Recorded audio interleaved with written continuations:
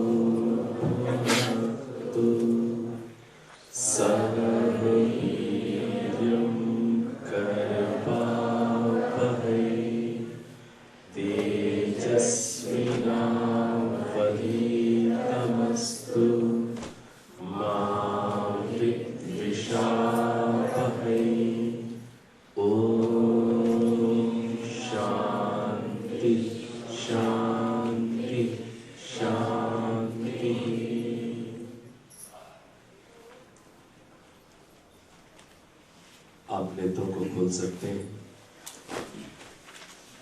कल की कक्षा में हम लोगों ने ईश्वर के विषय पर विचार करना प्रारंभ किया है। परमात्मा एक है और परमात्मा के नाम अनेक हैं। इस प्रसंग में हम लोगों ने ईश्वर के कई नामों के अर्थों को भी समझने का प्रयास किया। ब्रह्मा, विष्णु, महेश, शिव, गणेश, गणपति आदि, ये सब एक ही परमात्मा के नाम उनके विभिन्न गुण कर्म स्वभाव के कारण है। अब हमारा जो इतिहास है, भारत का जो इतिहास है, हमारे इतिहास के अंदर ऐसे कई महापुरुष भी पैदा हुए जिनके ऐसे नाम थे। आज भी आप देख सकते हैं, आज भी राम नाम का व्यक्ति मिल सकता है आपको। आज भी आपको सीता नाम की कोई महिला मिल सकती है। मान लीजिए आज किसी का नाम राम है, तो नाम राम होने से क्या वह इतिहास का दशरथ पुत्र अयोध्या का राजा राम हो जाएगा? नहीं हो जाएगा। आज किसी का नाम सीता है, तो क्या वो सीता देवी हो जाएगी हमारे इतिहास की, रामायण काल की? नहीं हो जाएगी। तो समझना यह है कि इसी प्रकार से इतिहास के अंदर जो नाम आए, जैसे महाराजा दशरथ के पुत्र राम, अयोध्या के जो राजा थे, उनका नाम राम था। अब एक कण कण में रमने वाले ईश्वर का नाम भी कण कण में रमने के कारण क्या है? राम है। समझिएगा इस चीज को। कहते हैं ना, ईश्वर कण कण में रम रहे हैं। ये जो रमने का जो गुण है, उस कारण से ईश्वर का एक नाम राम भी हो जाता है। तो जिस प्रकार से आज किसी का नाम राम है, उसको आप ऐतिहासिक महापुरुष राम नहीं मानते, उसी प्रकार से जो ऐतिहासिक महापुरुष जिनका नाम राम है, उन्हें कण कण में रमने वाला राम नहीं माना जा सकता। इसी प्रकार से आप लोगों ने एक शब्द सुना हुआ है, आकर्षण। आकर्षण शब्द सुना है कि वह बहुत आकर्षक है, उसने आकर्षित किया। जो चुंबक है वो लोहे को क्या करता है? आकर्षित करता है। तो आकर्षण, कृष्ण शब्द का एक अर्थ ये भी होता है कि परमात्मा सबको अपनी ओर आकृष्ट करते हैं, अपनी ओर खींचते हैं। ठीक है। तो इसलिए परमात्मा का नाम इस विशेषता के कारण कृष्ण भी हो सकता है। अब इतिहास के अंदर भी ऐसे एक महापुरुष हुए जिनका नाम कृष्ण था, तो वो महापुरुष नाम की समानता के कारण सबको आकर्षित करने वाले परमात्मा नाम वाले कृष्ण नहीं हो सकते। ठीक है। इसी प्रकार से कैलाश पर्वत के राजा जो बहुत अच्छे ध्यान आदि का अभ्यास करने वाले थे, योगी थे और राजा भी थे। उनका नाम शिव था। एक इतिहास में एक ऐसे महामानव हुए, एक राजा हुए जो राजा होते हुए भी योग में विशेष गति रखते थे। उनका नाम शिव था। तो शिव नाम वाले परमात्मा भी हैं। कल हम लोगों ने इस बात को समझा, जो भक्तों का कल्याण करते हैं, इसलिए परमात्मा का नाम शिव भी है। तो नाम समान होने से क्या हो गया, लोगों में भ्रम पैदा हो गया और लोगों ने ऐतिहासिक महापुरुषों को ही भगवान मानने शुरू कर दिया। इस चीज को समझिए कि जैसे हम लोग बोलते हैं, हम लोग वैदिक विचारधारा वाले भी, जब आप लोग यज्ञ के बाद, पता नहीं यहाँ बोलते हैं कि नहीं बोलते, हम लोग बोला करते हैं मर्यादा पुरुषोत्तम भगवान श्री रामचंद्र जी की जय। ऐसा आर्य समाज में लोग बोलते हैं, यहाँ भी बोलते होंगे। और विशेष रूप से हम लोग वहाँ भगवान शब्द लगाते हैं।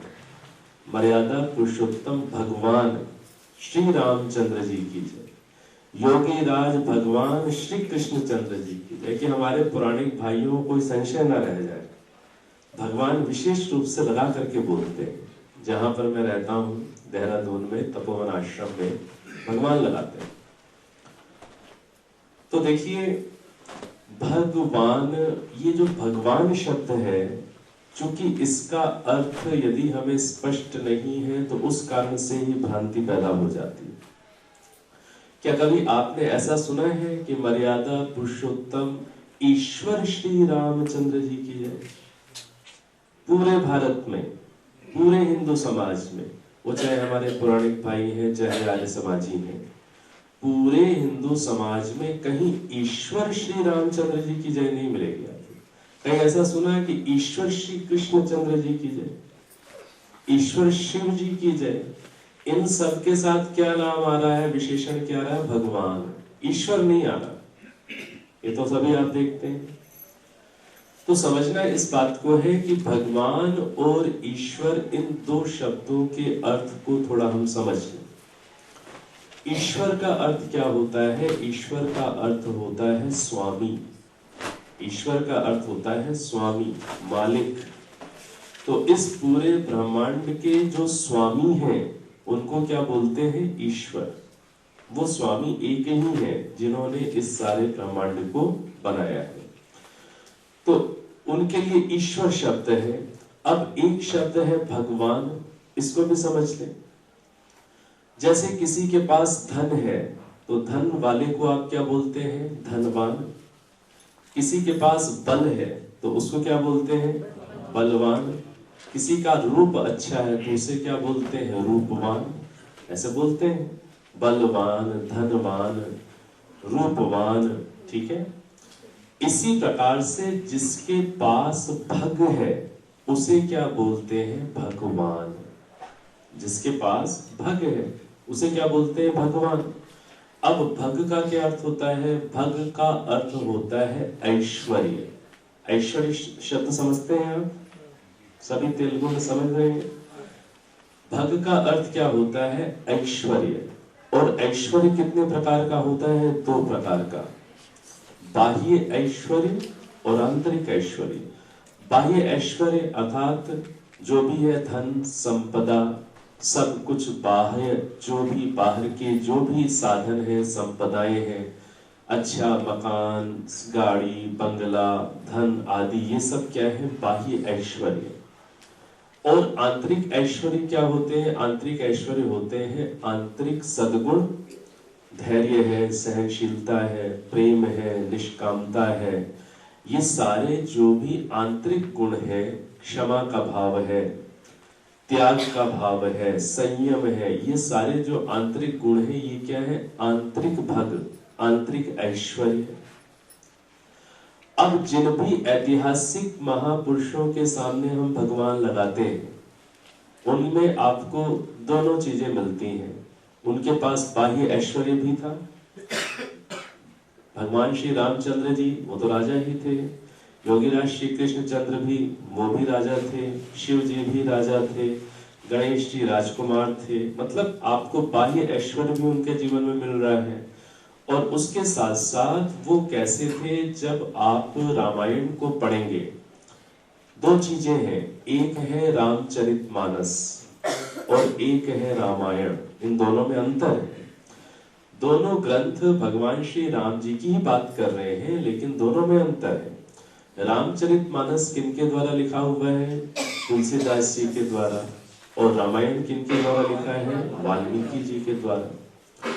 जो रामायण है उसमें बातें जिसे कहते हैं अधिक प्रामाणिक है, और जो रामचरितमानस है उसमें बातों को बहुत बड़ा चढ़ा करके लिख दिया गया। जैसे मान लीजिए किसी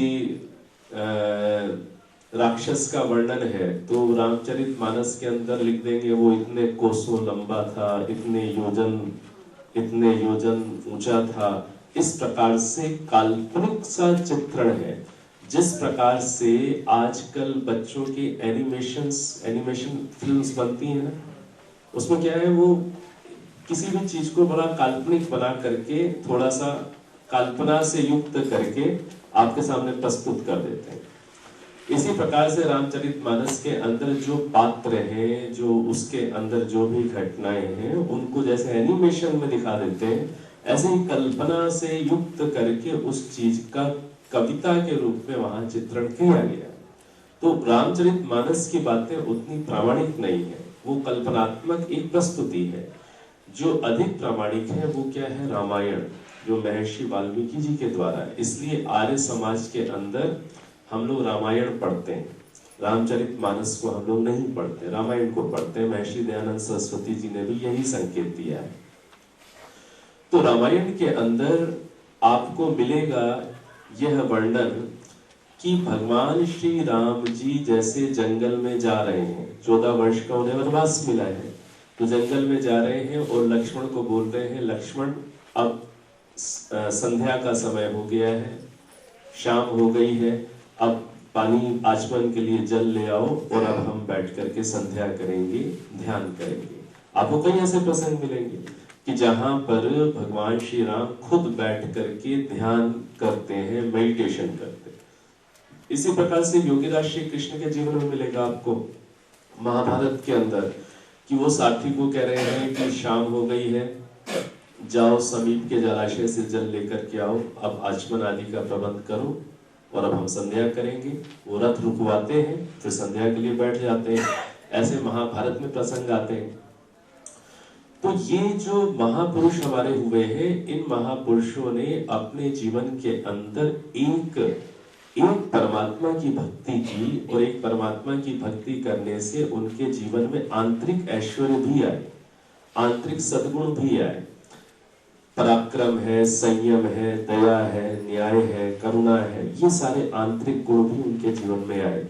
तो ये जो आंतरिक ऐश्वर्य है इसे भी भक्त कहते हैं, बाह्य ऐश्वर्य है इसे भी भक्त कहते हैं। तो उनके पास ये दोनों प्रकार के ऐश्वर्य थे, इसलिए महापुरुषों को भगवान भी कहते हैं, इसलिए उनको भगवान कहते हैं। अब जो एक ईश्वर है, मेरी आवाज पीछे तक आ रही है? आ रहे। अब जो एक ईश्वर है, उन ईश्वर के पास तो अनंत ऐश्वर्य है, ईश्वर के पास तो अनंत ऐश्वर्य है, इसलिए ईश्वर को अनंत ऐश्वर्य वाला होने से ईश्वर को भी भगवान कहते हैं। बात समझ में आ रही? मैं दूर तो नहीं चल रहा उसकी चिंता नहीं। आवाज पीछे तक आ रही है? तो जो ईश्वर है, ईश्वर में भी, ईश्वर के पास तो अनंत ऐश्वर्य है, तो अनंत ऐश्वर्यवान होने के कारण एक ईश्वर को भी भगवान कहते हैं और महापुरुषों को भी भगवान कहते हैं, लेकिन महापुरुषों को ईश्वर नहीं बोलते। ये अंतर है, ये चीज समझ में आ रही है? आप चाहे उत्तर भारत में जाएं, चाहे दक्षिण भारत में जाएं, चाहे पूर्व भारत में चले जाइए, कहीं पर भी राम कृष्ण शिव के आगे ईश्वर शब्द आपको नहीं मिलेगा। सबके आगे क्या मिलेगा? भगवान। क्योंकि भगवान का अर्थ है ऐश्वर्य वाला, और ईश्वर का क्या अर्थ होता है? मालिक, स्वामी। अब ये जो भी महापुरुष है, ये स्वामी नहीं है, ये मालिक नहीं है, क्योंकि इनको भी बनाने वाली उनसे बड़ी सत्ता है। इसलिए उनके साथ ईश्वर शब्द नहीं जोड़ा जा रहा, भगवान जोड़ा जा रहा। तो इस रूप में शब्दों के अर्थों का यदि हमें ठीक ठीक पता हो जाए तो हमारी ये उलझन सुलझ सकती है। नहीं तो व्यक्ति बड़ा उसके अंदर बड़ा संशय रहता है कि मैं क्या करूं, मेरी बात को मैं कैसे सिद्ध करूं, कैसे बताऊं कि भगवान एक है, उसके रूप अनेक है, कैसे समझाऊं। व्यक्ति बड़ा जिसे कहते हैं अंदर परेशान सा रहता है कि मैं अपनी बात को कैसे सिद्ध करूं कि भगवान एक है, रूप अनेक है। अब जो रूप अनेक है उसे वो सिद्ध कर नहीं सकता, कोई उदाहरण नहीं दे सकता ऐसा जिससे कि वो रूप अनेक सिद्ध हो जाए। आज जो हमारा हिंदू समाज है, देखिए हमारा देश भारत कितना समृद्ध देश था। इसके नाम आपको पता है, एक नाम सोने की चिड़िया, आप सभी जानते हैं। इतना प्रसिद्ध देश, और हमारे देश का जो नाम है भारत, भारत हमारे देश का नाम दो कारणों से। एक तो आप सभी जानते हैं कि भरत के कारण भारत बना, लेकिन भरत के होने से पहले भी हमारे देश का नाम भारत था, ये इतिहास बताता है। भारत किस लिए था? आपने ये शब्द सुना है, भरण पोषण करने वाला। भरण पोषण समझते हैं? तेलुगु में समझ रहे हैं? भरण पोषण, बहन बोलना भरण पोषण को तेलुगु में वहीं से बैठे बैठे। भरण पोषण భరించేవాడు అంటే ధరించేది ప్రజలను, తర్వాత పోషించేది, రక్షించేది, సంపత్తితోని। भरण भरण दूसरों को देने वाला, ठीक है ना, दूसरों की कमियों को पूरा करने वाला। भरण, भरण का अर्थ होता है दूसरों को देने वाला, माँ बाप करते हैं जैसे, ठीक है। हमारा देश इतना समृद्ध था कि वह इस विश्व के अन्य सब देशों का भरण पोषण करता था। हमारा देश इतना समृद्ध था, यहाँ पर तो सोने की खानें थी, सोना बहुत था हमारे देश के अंदर, इसलिए इसका नाम सोने की चिड़िया है, ठीक है। तो हमारा देश भौतिक दृष्टि से भी अन्य देशों का भरण पोषण करता था, ज्ञान की दृष्टि से, विद्या की दृष्टि से भी उनका भरण पोषण करता था, अध्यात्म की दृष्टि से भी दूसरे देशों का भरण पोषण करता था। इसलिए भरण पोषण करने के कारण हमारे देश का नाम भारत है। ये तो हमने इतिहास में एक भरत के साथ जोड़ लिया है, लेकिन उससे पहले भी नाम भारत है। शब्दार्थ के साथ भी आया सुना है जी। भा माने प्रकाश, रत माने रमने वाले, ठीक है, प्रकाश में रमने वाले जीते हैं इस देश में, इसीलिए इसको भारत। बिल्कुल ऐसा भी हो सकता है कि प्रकाश में अर्थात प्रकाश अर्थात ज्ञान, ज्ञान में रमने वाले इस देश में जीते हैं, इसलिए भी इसका नाम भारत है। भावम रागम तानम ऐसा भी, ठीक है। तो मतलब केवल भरत के नाम से ही नहीं है भारत, उसके दूसरे भी कारण, तो दूसरे देशों का भी भरण पोषण करने का सामर्थ्य था, तो इस देश का नाम भारत था। तो ये जो इतना हमारा समृद्ध देश है, इतना जिसे कहते हैं उन्नत देश, ये पराधीन क्यों हो गया? ये बहुत बड़ा प्रश्न है। इतना उन्नत देश, इतना जिसे कहते हैं तेजस्वी देश, ये क्यों पराधीन हो गया? इसका बहुत बड़ा कारण है कि हमारा जो समाज है, और उस समय तो यहाँ सब आर्य विचारधारा के ही लोग थे, ये तो इस्लाम मुस्लिम ये तो सब बहुत बात के लोग हैं। आज भारत के अंदर जितने भी मुस्लिम हैं, इनकी 4, 5, 6 पीढ़ी पीछे जाएंगे तो सब हिंदू ही मिलेंगे। आप पीछे जाएंगे ना, 4, 5 पीढ़ी पीछे, सब हिंदू ही नाम वाले इनके पूर्वज मिलेंगे। तो इतना समृद्ध देश पराधीन क्यों हो गया? बहुत बड़ा प्रश्न है ये। प्रश्न है कि नहीं? बहुत बड़ा प्रश्न है। इस प्रश्न के बहुत सारे कारण हैं कि हमारा देश क्यों पराधीन हुआ। उसमें से एक मुख्य कारण ये है कि हमारे देश में मनुष्यों ने ईश्वर को अनेक रूपों वाला मानने की गलती कर। एक ईश्वर को अनेक रूपों वाला मानने से सारा मनुष्य समाज बट गया, विघटित हो गया, बट गया, अलग अलग हो गया। कैसे हो गया? शिव के भक्त एक तरफ हो गए, राम के भक्त एक तरफ हो गए, कृष्ण के भक्त एक तरफ हो गए, और उनमें भी ऊंच नीच का भाव आ गया कि शिव वाले अधिक श्रेष्ठ है, राम वाले बोलेंगे राम वाले अधिक श्रेष्ठ है, वो उसका छुआ नहीं खाते, वो उसका छुआ कपड़ा नहीं छूते। ऐसा भेदभाव, ऊंच नीच का भाव और पूरा मनुष्य समाज ऐसे बट गया। इस कारण से इतना बलवान देश कैसा हो गया कमजोर। हमारे देश के अंदर एक से एक योद्धा हुआ करते थे, एक से एक वीर थे, सब था। उसके बाद भी पराजय का कारण है, उसके बाद भी पराजय का कारण है कि मनुष्य समाज बहुत भगवानों को, देवी देवताओं को मानने के कारण बट गया था, इसलिए हमारा देश पराजित हुआ। ये एक कारण। यदि सभी लोग एक ही परमात्मा को माने, एक ही परमात्मा की भक्ति करें, तो सोचिए कितनी एकता हो जाए, कितना संगठन हो जाए, कितना बड़ा काम हो जाए। ठीक। तो समझने की बात क्या है? समझना ये है कि परमात्मा एक है और एक परमात्मा के नाम अनेक हैं, और परमात्मा के जो नाम अनेक हैं उन्हीं नाम वाले इतिहास में भी महापुरुष हुए हैं। तो उन महापुरुषों को ही परमात्मा मानने की भूल हो गई, इसलिए बहुत सारे भगवानों को मानने की परंपरा चल पड़ी। और भगवान का अर्थ ऐश्वर्य वाला और ईश्वर का अर्थ स्वामी, मालिक। तो ये बातें कुछ हमें स्पष्ट कर लेनी चाहिए। आर्य समाज के विषय में लोगों की कई बार ऐसी सोच बनी हुई दिखती है कि वो क्या बोलते हैं कि आर्य समाज मूर्ति का खंडन करता है। मैं आपको बताऊं, हरिद्वार आप सभी ने नाम सुना हुआ है। हरिद्वार में बहुत आश्रम है। तो मैं एक बार एक बहुत बड़े आश्रम में ऐसे ही घूमने के लिए मैं अंदर गया। तो चूंकि इस वेशभूषा में होते हैं तो लोग समझते ही हैं कि ये भी किसी दूसरे आश्रम से रिलेटेड है, इस कहीं से जुड़े हुए हैं। तो एक माँ ने मुझसे प्रश्न किया वहां पर कि आप कहाँ से आए? और मेरा स्वभाव ये है कि मैं बिल्कुल सीधी सी बात बताता हूँ, मैं बिल्कुल उसमें इधर उधर नहीं करता। मैंने बताया कि मैं आर्य समाज से आया हूँ। कई बार लोग आर्य समाज बोलने में थोड़ा सा डरते हैं, बड़ा संकोच करते हैं कि आर्य समाज बोल दूंगा तो पता नहीं क्या हो जाएगा। तो इसलिए लोग कई बार बोलते हैं कि हम वैदिक धर्मी हैं। अब वैदिक धर्मी बड़ा गोलमोल उत्तर है, ठीक है। तो मुझे ट्रेन में भी कोई मिलता है, मैं कहीं जाता हूँ, मैं सीधा ही बताता हूँ कि भाई मैं आर्य समाज से हूँ। तो जैसे ही मैंने उस आश्रम में उस माँ को बताया कि मैं आर्य समाज से हूँ, उसका चेहरा बदल गया, बदलना ही था, ठीक है। तो उसने कहा कि ये आर्य समाज के लोग बड़े वैसे होते हैं। भाई क्या हो गया माँ? क्या? देखिए मैं तो हूँ, आपके सामने ही हूँ, बताइए मैंने क्या किया? बोले तुम लोग क्या करते हो, तुम लोग मूर्ति का खंडन करते हो। मैं कि नहीं माँ, आपको कोई भ्रांति हो गई है।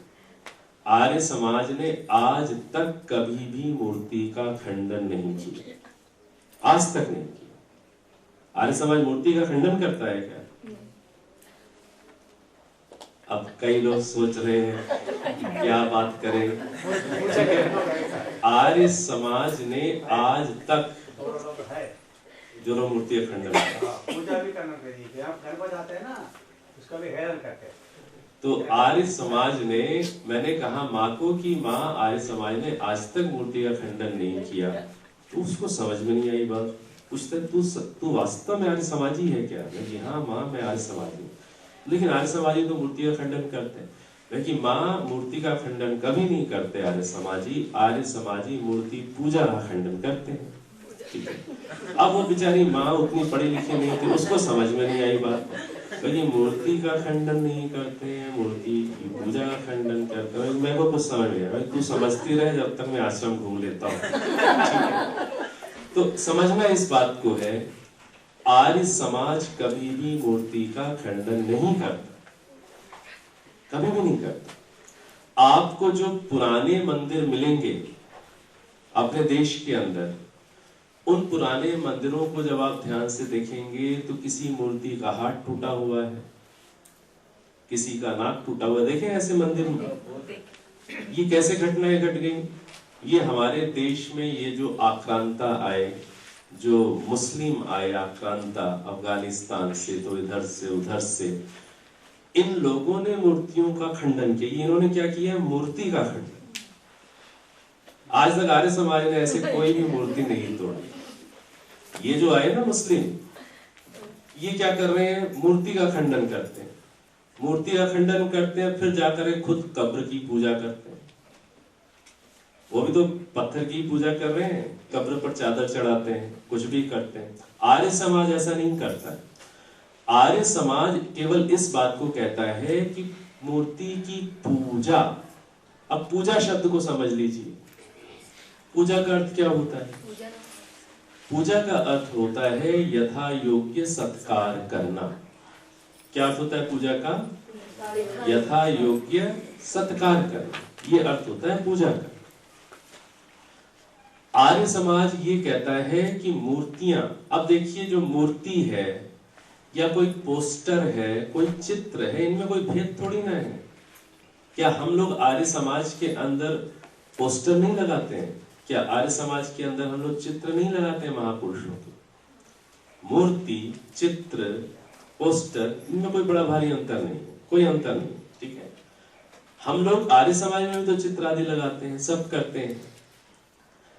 आर्य समाज केवल इस बात को समझाने का प्रयास कर रहा है कि जिनकी मूर्तियां हैं, जिनके चित्र हैं, जिनके पोस्टर्स हैं, उनके जीवन चरित्र को समझो, ठीक है। मर्यादा पुरुषोत्तम राम की मूर्ति है मान लीजिए, तो उनके जीवन चरित्र को समझो।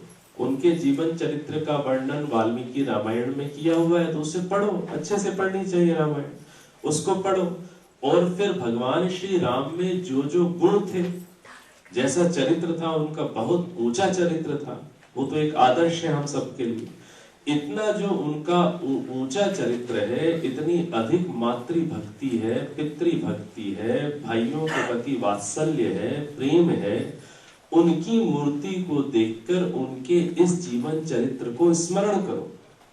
भाई मैं स्मरण कैसे करूं? कुछ तो चीज सामने चाहिए ना महापुरुष को देखने के लिए, कोई चित्र चाहिए, कोई मूर्ति चाहिए जिससे उनकी स्मृति मुझे आए।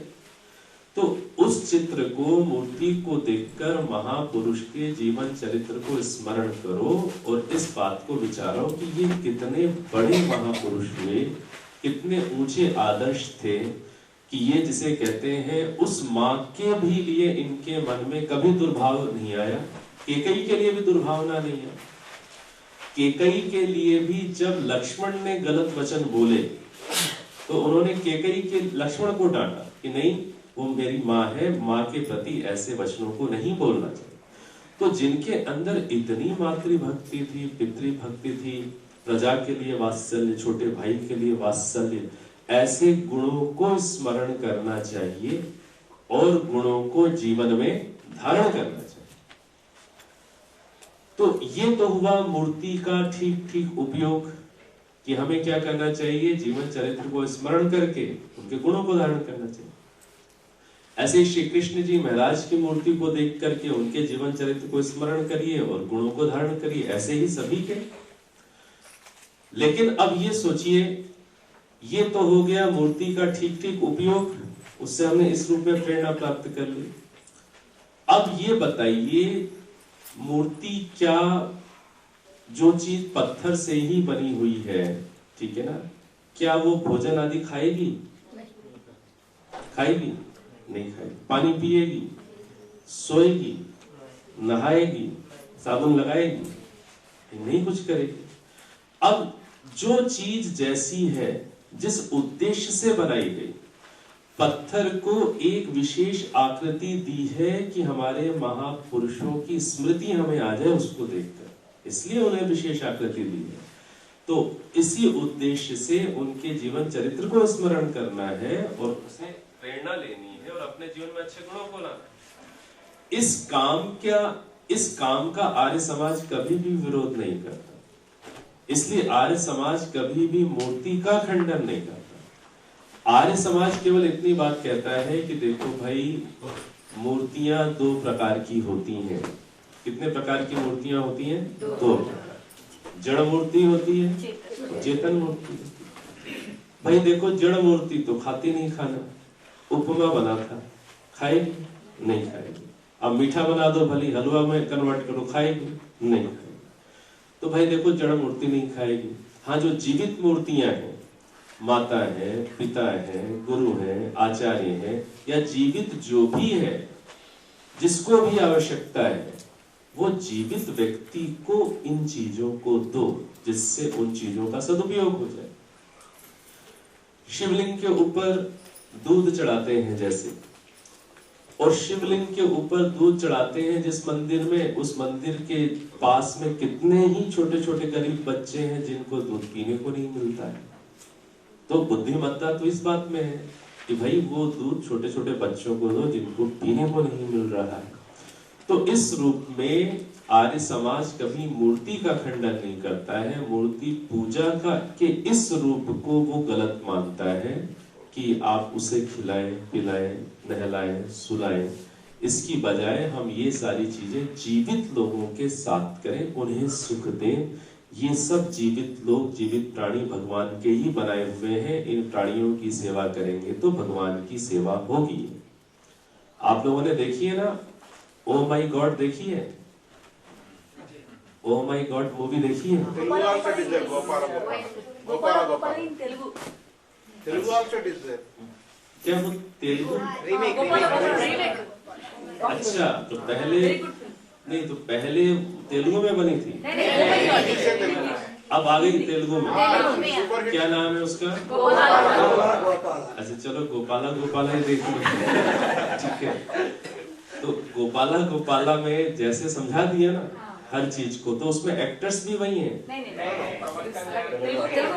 अच्छा, वो मतलब इधर की हो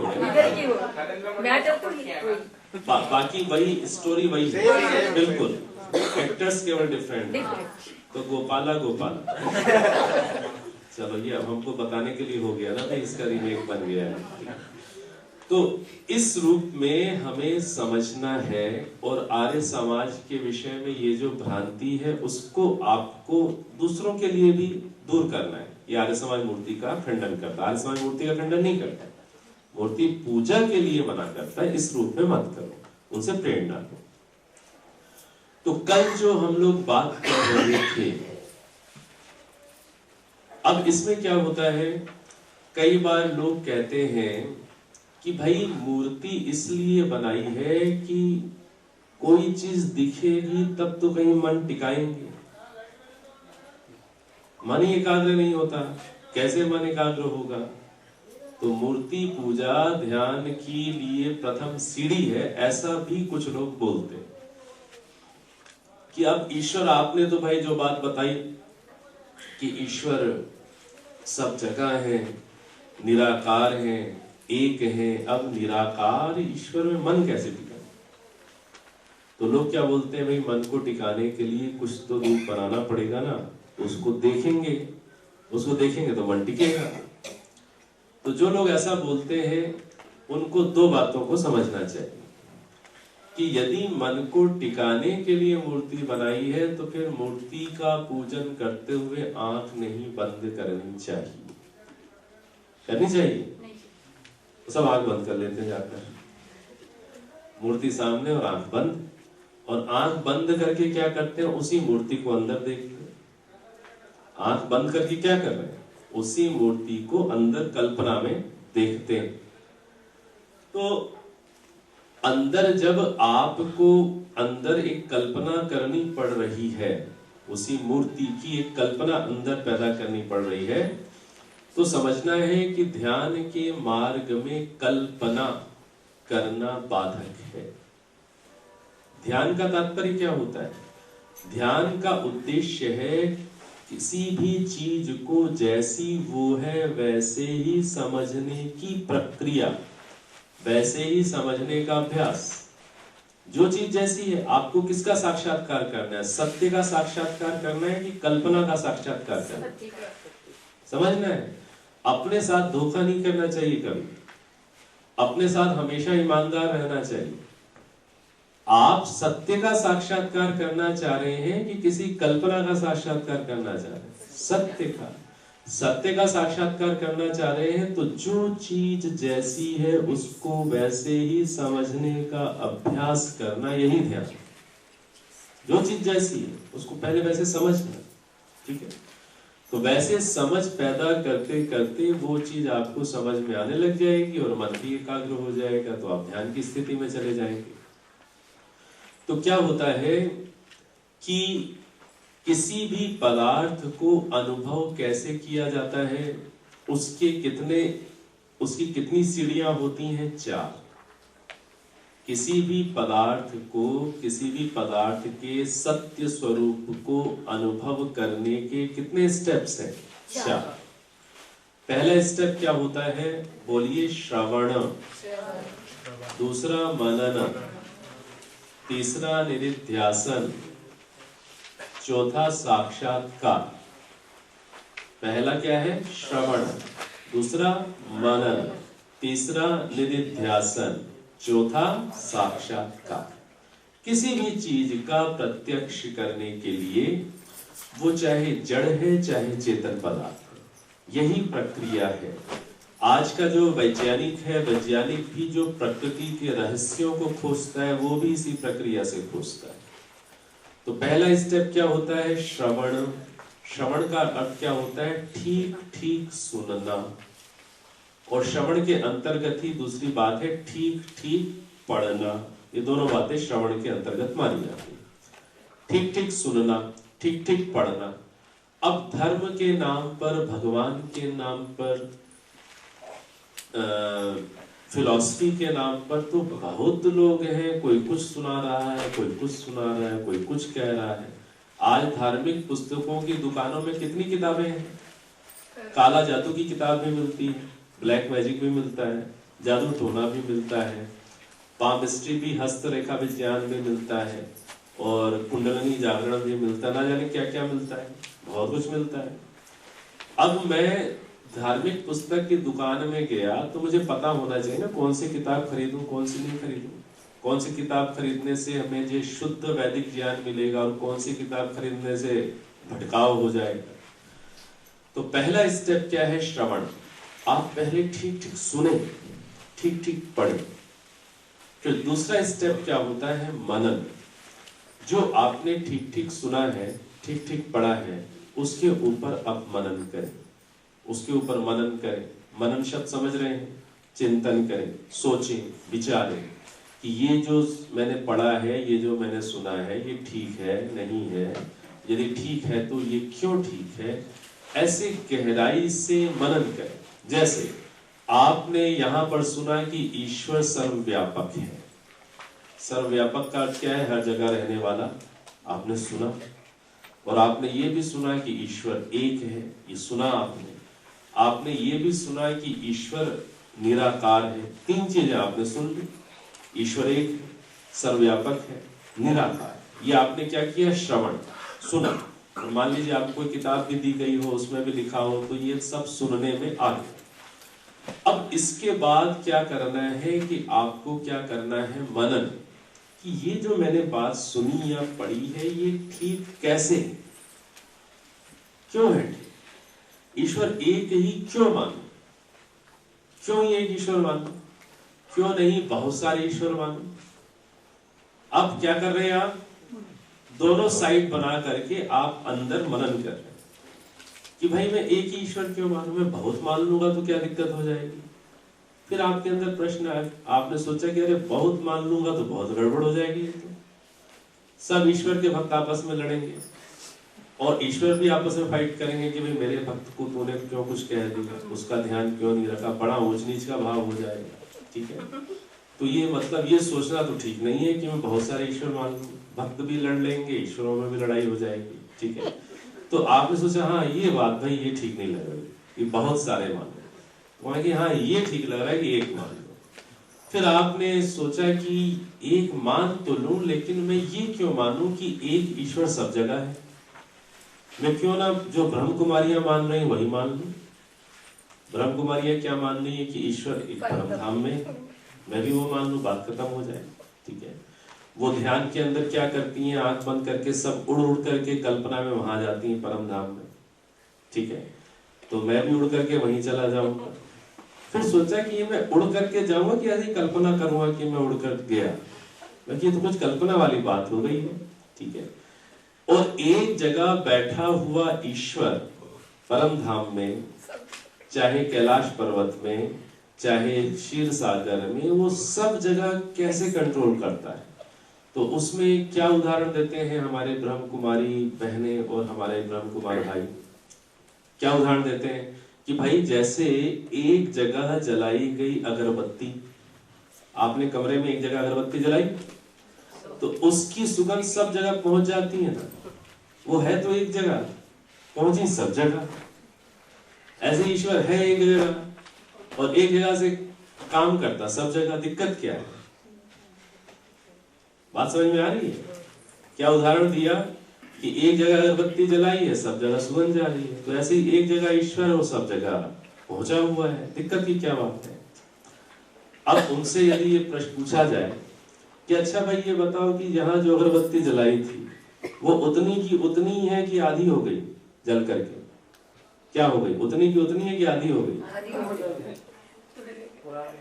पूरी भी हो गई, आधी भी हो गई। हाँ, लेकिन सुगंध हर जगह पहुंच गई, ये तो हो गया।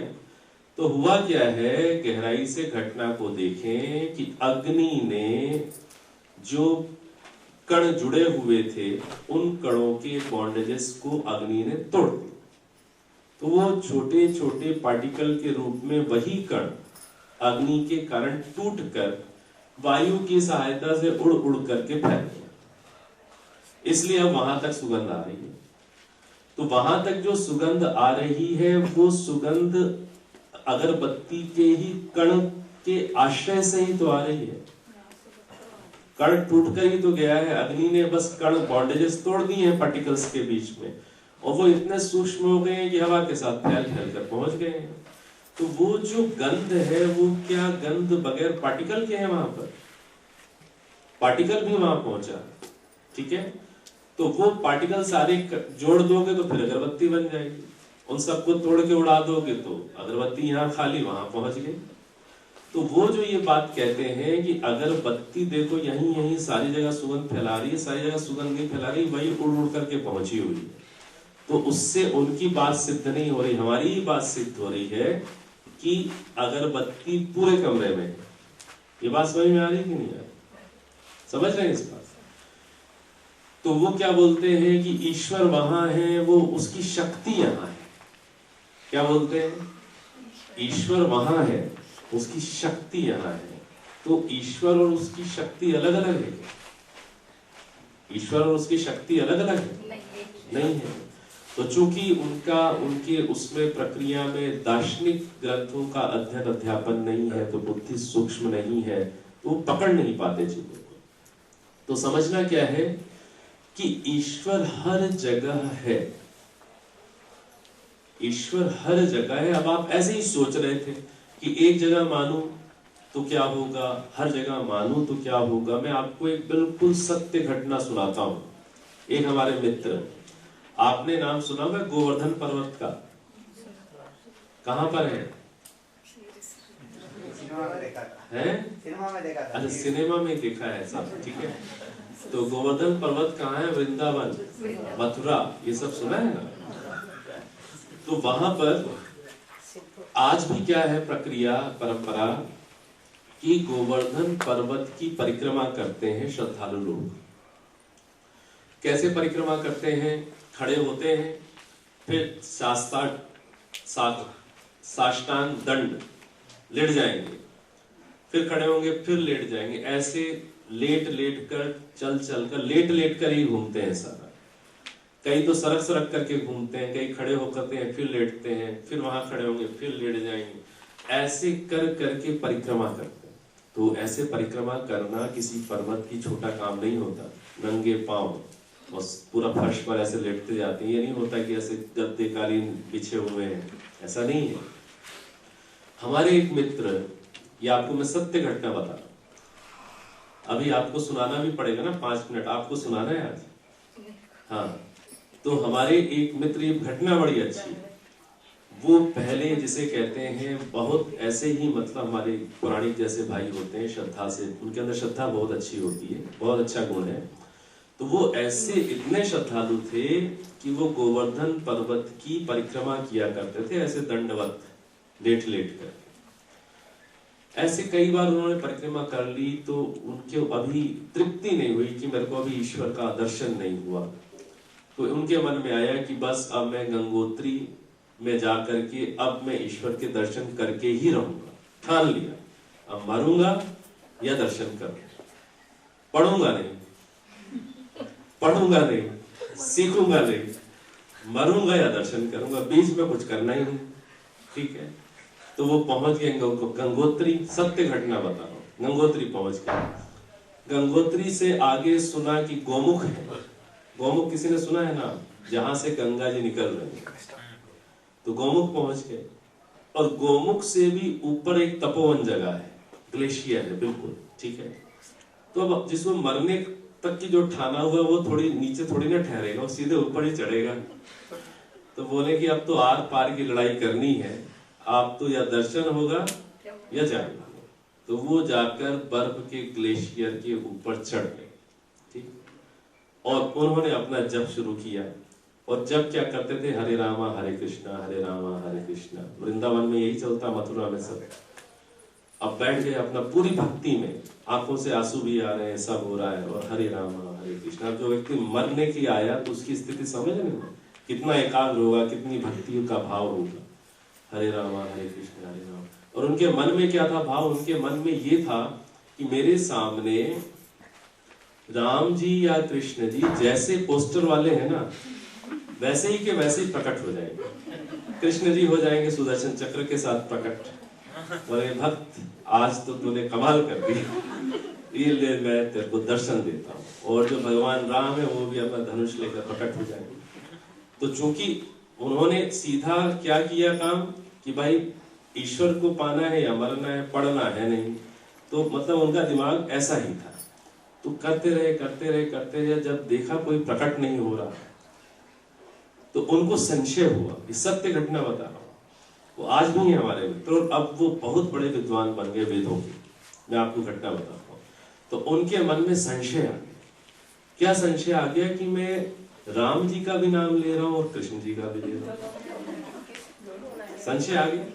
तो ऐसा हो रहा होगा, कृष्ण जी द्वारिका से जैसे ही चलते होंगे मैं राम बोल देता हूँ, बोल चाहे रुक जाते हैं। अब राम जी चलना शुरू करते हैं अयोध्या से, वो अयोध्या से शुरू करते थे, मैं कृष्ण बोलता हूँ। तो वो दोनों ऐसे करते करते अभी कृष्ण जी तो शायद अहमदाबाद भी ना पहुंचे और राम जी शायद दिल्ली भी क्रॉस नहीं हुआ। उनके मन में संशय आ गया। अब क्या हुआ, ये सत्य घटना बनाई हुई नहीं है, वो आदमी भी हमें कभी मिलवा दिया। तो उनके मन में संशय आ गया। अब जो दिन है, सूरज जो ढल रहा है, वो थोड़ी ना देखेगा कि राम जी अभी अहमदाबाद पहुंचे कि दिल्ली पहुंचे, उसने वो ढलना है। अब शाम होने लग गई। अब वो 13-14 हजार फीट की ऊंचाई पर चढ़े हुए हैं, बर्फ पड़ने लग गई। ठीक है, अब वो तो सोच ही आए थे मरूंगा जाऊंगा कुछ भी हो, और बर्फ पड़ती पड़े। ठीक है, कपड़े अपने बर्फ पड़ने लग गई। अब उनके मन में आया कि नहीं मैं कुछ गलती कर रहा हूँ। तो उसने क्या किया, हरे रामा एक ही बोलना शुरू किया। तो कि चलो राम जी को पहले बुलाते हैं। तो ऐसे बोलते रहे। फिर उनके मन में संशय हो गया कि नहीं अब राम जी रूठ गए तो कृष्ण जी को क्यों बुला रहा था। इतने में उनको अंदर से आवाज आई, अंदर से प्रेरणा हुई, यार तू भाग पहले, अपनी जान बचा, फिर कभी दर्शन हो जाएगा, भाग यहाँ से। ठीक है, तो फिर वो जिसे कहते हैं अंदर की प्रेरणा से, और फिर आदमी को डर तो लगता ही है, मरना तो कोई भी नहीं चाहता।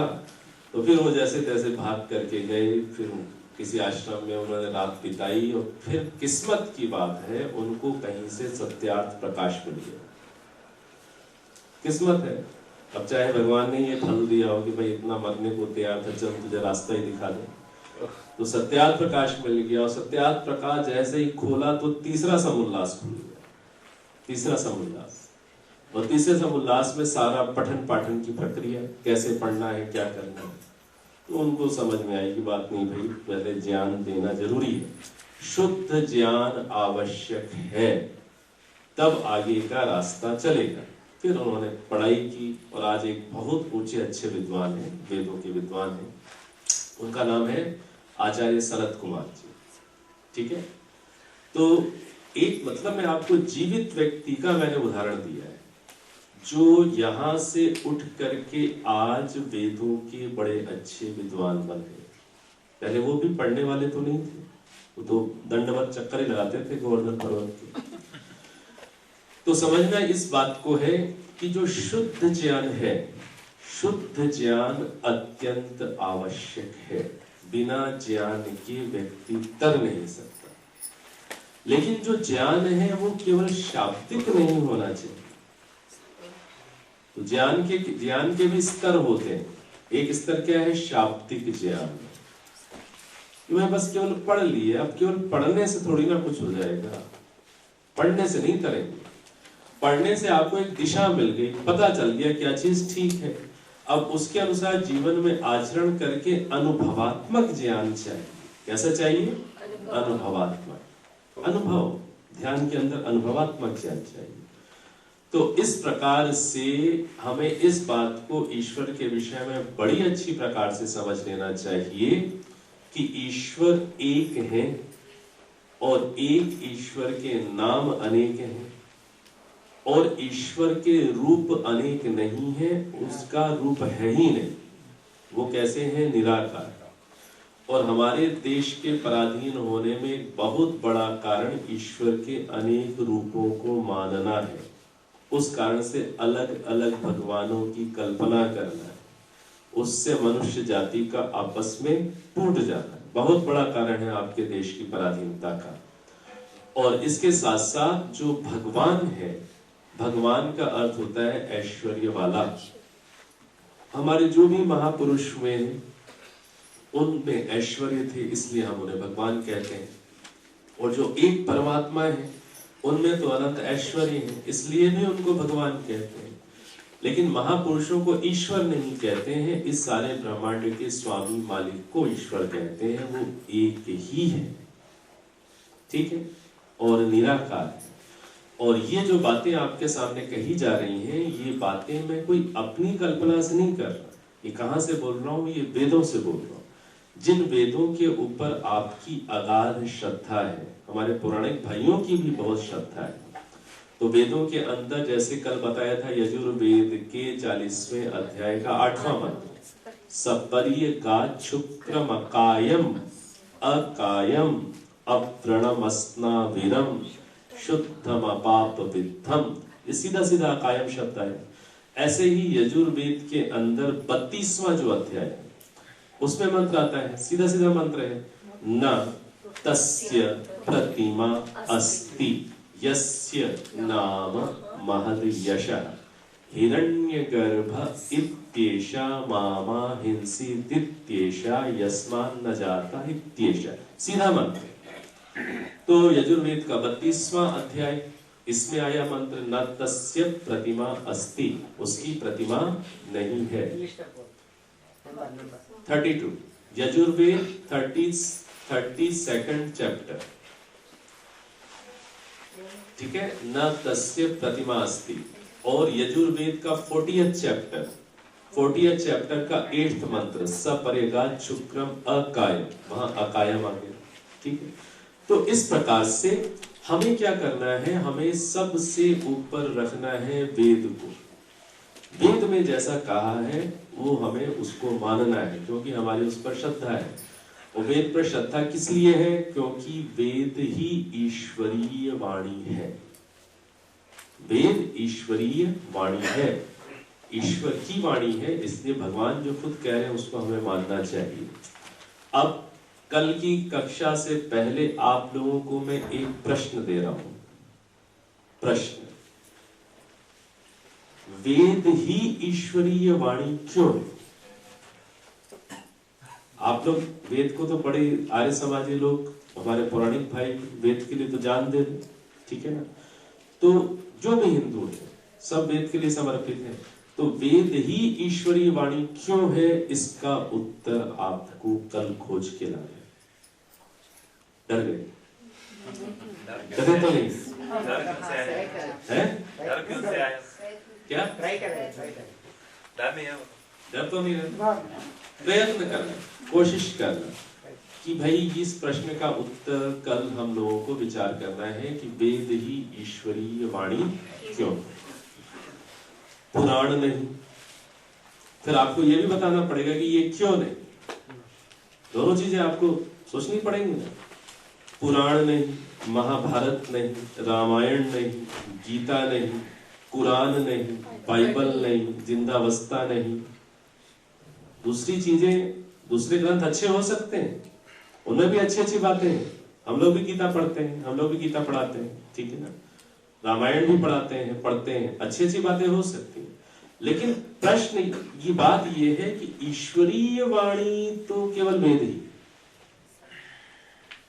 ईश्वरीय वाणी तो केवल वेद ही है। हाँ, रामायण अच्छी है, गीता अच्छी है, लेकिन अच्छी होते हुए भी वो ईश्वर की वाणी नहीं है। हाँ, उसमें जो अच्छा है वो ले लेना चाहिए, ये बुद्धिमत्ता की बात है, समझ रहे हैं। तो इसका उत्तर आपको कल सोच करके आना है, ठीक। अब आप कुछ बोलना चाह रहे हैं। अभी चैतन्य सर्वांतर्यामी बोल रहा था ना, अभी वो अभी मेरे शरीर में चैतन्य, अभी प्राण बोलते हैं ना। प्राण प्राण किसको बोलते हैं? देखो, जिसमें प्राण है, मेरे में प्राण है, जीवित है। आप जैसे जीवित हैं, तो आप में प्राण भी है और आप में चेतन तत्व भी। देखिए, प्राण क्या है? जैसे बाहर हमारा जो शरीर है वो किन से बना है? 5 महाभूतों से, पृथ्वी, जल, अग्नि, वायु, आकाश, 5 महाभूतों से बना। ये संसार कैसे बना है? ये भी 5 महाभूतों से बना। जैसे यहाँ बाहर वायु है, ऐसे शरीर के अंदर भी वायु तत्व है। वो जो वायु तत्व है उसे प्राण बोलते हैं, वो जो वायु तत्व है उसे प्राण बोलते हैं। चेतन कौन है इस शरीर के अंदर? चेतन वो है जो इच्छा करता है। चेतन की परिभाषा समझी थी ना अभी? जो इच्छा करता है, जो अनुभव करता है, जो प्रयत्न करता है, उसे चेतन कहते हैं। चेतन 2 प्रकार के हैं, चेतन 2 प्रकार के, इसको हम कल फिर से समझेंगे। एक है चेतन जो केवल इस शरीर में ही है, और एक चेतन है जो सारे ब्रह्मांड में। जो सारे ब्रह्मांड में है उन्हें कहते हैं परमात्मा, और जो शरीरों में छोटा छोटा चेतन बंधा हुआ है उसे क्या बोलते हैं? आत्मा। अभी मैंने आपसे जो चर्चा की ना, अभी परमात्मा के विषय के बारे में की है। परमात्मा जो चेतन है वो तो पूरे ब्रह्मांड में है, सब जगह है, आपके शरीर में भी, पूरे ब्रह्मांड में है। लेकिन आपके शरीर में एक आप आत्मा भी है जो इच्छा कर रही है, जो अभी सुन रही है, जो अभी समझ रही है। वो सेकंड है, मेरे अभी वो सारा होता है। हाँ, मेरे कहने का मतलब है ये चेतन पूरा समस्त में है। हाँ, कोई अपना मेरा पास, मेरा अंदर दिल में, शरीर में, हाँ, वो चेतन बाहर भी अंदर भी, हाँ, पूरा है। हाँ, अभी मैं बात कर रहा हूँ, हाँ, अभी चेतन जाने पर बात नहीं कर रहा है। ये मेरे को समझ बहुत बड़ा प्रश्न है। हो जाएगा, आप बस धैर्य रखेंगे तो सब प्रश्नों का उत्तर आएगा। आप जो ये कह रहे हैं ना कि चेतन बाहर जाने के बाद फिर मैं बात नहीं करता, हाँ, इसको हम कल बताएंगे, ठीक। आप बहन बताएंगी तेलुगु में। इधर आ जाइए, इधर जल्दी आइए, जल्दी आइए। कुछ लोग समझ गया था, जरूर नहीं। अच्छा, आप आएंगी, आप आइए।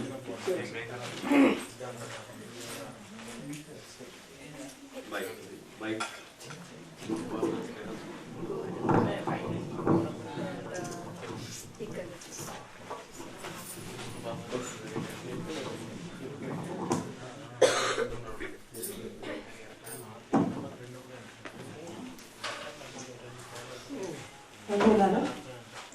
పూజ్య ఆచార్యులు గారు నిన్న చెప్పిన విషయాల్ని ఒకసారి మళ్ళీ రివైజ్ చేసిన తర్వాత ఈరోజు కొన్ని విషయాలు జ్ఞానకర్మ ఉపాసనకు సంబంధించి చెప్పడం జరిగింది. నిన్న నేను లేను కక్షలో, కానీ నిన్నటి విషయాల్లో వారు పరమాత్ముని గుణకర్మ స్వభావాలను అనుసరించి, అంటే పరమాత్ముడు చేసే కర్తవ్యము కర్మలను బట్టి, తర్వాత వారికి ఉన్న గుణాలను బట్టి, వారి స్వభావాన్ని బట్టి ఆయనకు అనేక నామాలు ఉన్నాయి. ఉదాహరణకు మీరు విని ఉంటారు, నేను పద్మక్క చెప్తుంటాను. అయితే బ్రహ్మ విష్ణు ఆది నామాలన్నీ కూడా పరమాత్ముడి గుణకర్మ స్వభావాలను బట్టి రావడం జరిగిందని చెప్పేసి నేను ఖచ్చితంగా పెట్టాను. తర్వాత ఈరోజు విషయానికి వచ్చినట్లయితే మన దేశంలో చాలా రోజుల నుంచి చాలా ఆక్రమణలు జరిగినాయి. కొన్ని వందల సంవత్సరాల నుంచి, దాదాపు మహాభారత యుద్ధానంతరము 5000 సంవత్సరాల నుంచి మన దేశం యొక్క పరాధీనత అనేది ఒకదాని తర్వాత ఒకటి సాగుతూ వస్తుంది. దీనికి ముఖ్యమైన కారణం ఏంటి అని అంటే, ఇక్కడ వారు సూచించిన కారణం ఏంటి అని అంటే, మనము భగవంతుణ్ణి ఒక్కనిగా ఎంచకుండా, ఈశ్వరుడు ఒక్కడే అని తలచకుండా అనేక ఈశ్వరులు, ఈ బ్రహ్మ విష్ణు గణపతి ఆది ఇవన్నీ ఏదైతే ఉన్నాయో వీటినన్నిటినీ వివిధ దేవుళ్ళుగా భావించి, బ్రహ్మను కొలిచే వాళ్ళు ఒక వర్గంగా, శివుణ్ణి కొలిచే వాళ్ళు ఒక వర్గంగా, విష్ణువుని కొలిచే వాళ్ళు ఒక వర్గంగా విడిపోవడము, వాళ్ళ దేవుళ్ళు వేరు, వాళ్ళ మతం అంటే వాళ్ళు ఏ దాన్నైతే నమ్ముతున్నారో ఆ ధర్మం వేరు అనుకోవడం వల్ల మనుషుల్లో విభేదాలు వచ్చినాయి. ఈ విభేదాల వల్ల ఐక్యత లోపించడం వల్ల పరులకు మన దేశాన్ని స్వాధీనం చేసుకోవడానికి అవకాశం దొరికిందని చెప్పేసి చెప్తున్నారు. మరి ఇక్కడ జరిగిన తప్పు ఏమిటి అంటే, ఇతిహాసంలో ఉన్న మహాపురుషులను మనము ఈశ్వరుడిగా భావించాం. అయితే ఇక్కడ మనము యజ్ఞం తర్వాత నినాదాలు ఇస్తాము, మర్యాద పురుషోత్తం శ్రీరామచంద్ర భగవాన్కి జై అని చెప్పేసి, యోగిరాజ్ శ్రీకృష్ణ చంద్రకి జై అని చెప్పేసి అంటున్నాం. అయితే అక్కడ భగవాన్ అంటున్నాము కానీ ఈశ్వర్ అనడం లేదు. మర్యాద పురుషోత్తం శ్రీరామచంద్ర ఈశ్వర్కి జై అని అనడం లేదు మనం. అదేవిధంగా శ్రీకృష్ణుని జై అన్నప్పుడు కూడా ఈశ్వర్ అని పెట్టడం లేదు. మరి భగవాన్ అని ఎందుకు అంటున్నాము అని అంటే, దానికి భగవాన్ అనే శబ్దంలో భగ అనే శబ్దం ఉంది. ఆ భగ అనే శబ్దానికి వాన్ జోడించి ఇక్కడ వాడుతున్నాం. ఏ విధంగా ధనం అధికంగా ఉన్న వాళ్ళను ధనవంతుడు అని చెప్పేసి, గుణాలు అధికంగా ఉన్నవాడిని గుణవంతుడు అని చెప్పేసి అంటున్నాం కదా. హిందీలో భగవాన్ అంటాం, మనం తెలుగులో భగవంతుడు అంటాం కదా.